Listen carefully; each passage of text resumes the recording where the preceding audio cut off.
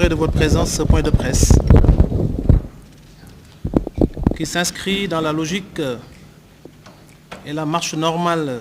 d'un parti qui, investi du rôle essentiel de prise en charge du phénomène de la délinquance dans un ressort territorial bien déterminé,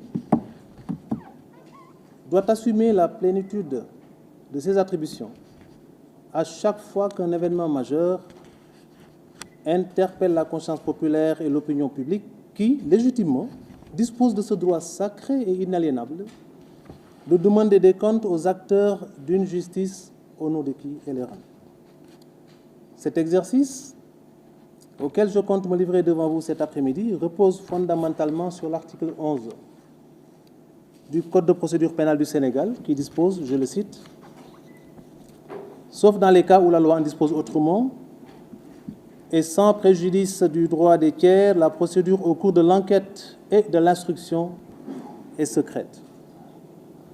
Toute personne qui concourt à cette procédure est tenue au secret professionnel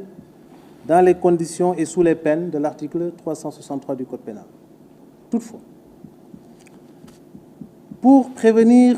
la prorogation d'informations parcellaires ou inexactes, ou pour mettre fin à un trouble, le procureur de la République peut, en relation avec sa hiérarchie, rendre public, par un point de presse, des éléments objectifs tirés de la procédure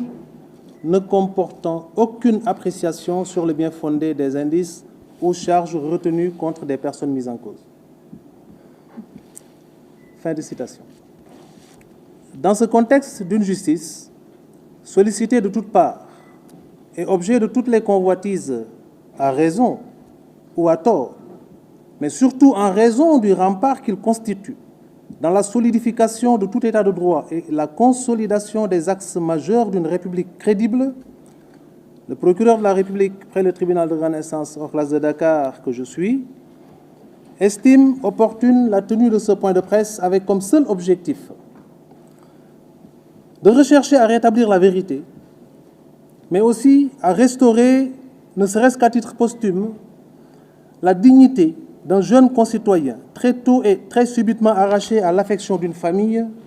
dont il constituait certainement l'un des espoirs les plus vifs. Je souhaiterais alors honorer sa mémoire en vous invitant, en nous invitant à bien vouloir observer avec moi une petite minute de prière pour le repos de son âme. S'il vous plaît.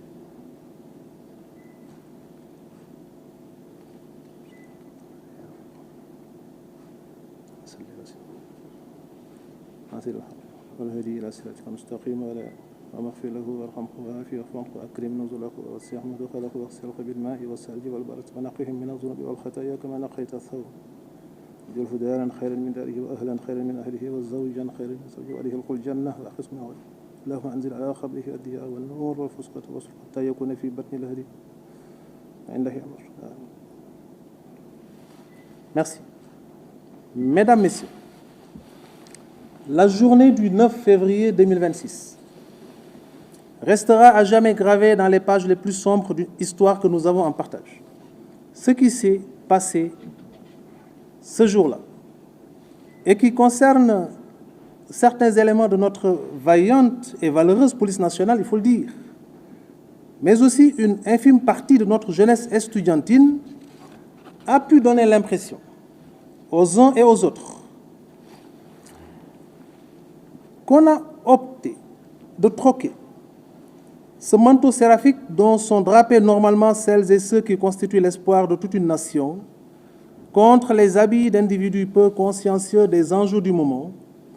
au point de prendre pour cible des édifices pourtant bien apprêtés pour les accompagner dans ce long et difficile processus de formation qui, à terme,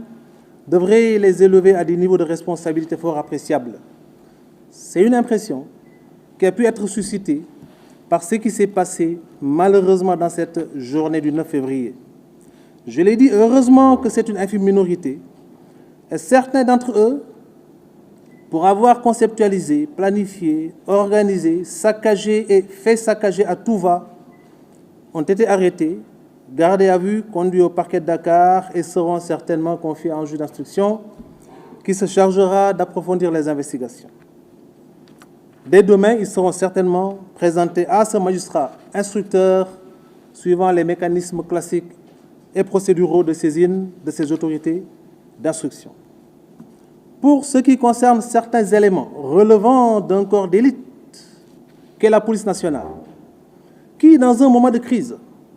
ont tout de même décidé de franchir allègrement les limites tolérables du maintien de l'ordre pour s'attaquer à d'autres membres du tissu social déjà arrêtés, parfois même neutralisés, certains s'en prenant même, pour ainsi dire, à des motos qu'ils ont sans raison décidé de saccager. L'enquête les concernant, ouverte depuis l'éclatement des échauffourées, permettra, après identification, certainement d'engager des poursuites contre eux. Il convient, à ce niveau, d'apprécier et de souligner que l'efficacité d'une enquête, la qualité des éléments de preuve susceptibles d'être collectés dans cette étape importante du rituel judiciaire dépend aussi bien des capacités managériales du directeur d'enquête qu'est le procureur de la République que des talents d'enquêteur de l'officier de police judiciaire saisi. Le procureur de la République, quelle que soit l'unité d'enquête saisie, devra être le garant de l'aboutissement de cette phase inquisitoriale du procès pénal dont il devra s'assurer de la bonne marche en restant en permanence en contact avec l'enquêteur pour donner les orientations aptes à faciliter le processus de collecte des éléments de preuve. L'enquête ouverte depuis le 9 février avec 2 unités différentes saisies, la sûreté urbaine du commissariat central de Dakar d'une part, la division des investigations criminelles d'autre part, pour, dans un premier temps, élucider et circonscrire l'origine, les niveaux de responsabilité, les différents actes posés par les uns et les autres dans le cadre de l'éclatement de ces échauffourées, arrivera certainement à son terme dans les meilleurs délais, dans les tout prochains jours, et le procès-verbal d'enquête y afférent qui sera transmis au procureur de la République sera traité, réglé et adressé à qui de droit pour l'approfondissement des enquêtes en vue d'identifier les différents auteurs de ces éclatements, de ces échauffourées. L'enquête confiée à la DIC, qui est en cours, qui permettra de déterminer, au-delà des causes du décès d'Abdoulaye Ba, les circonstances de cet événement fâcheux et regrettable, est en cours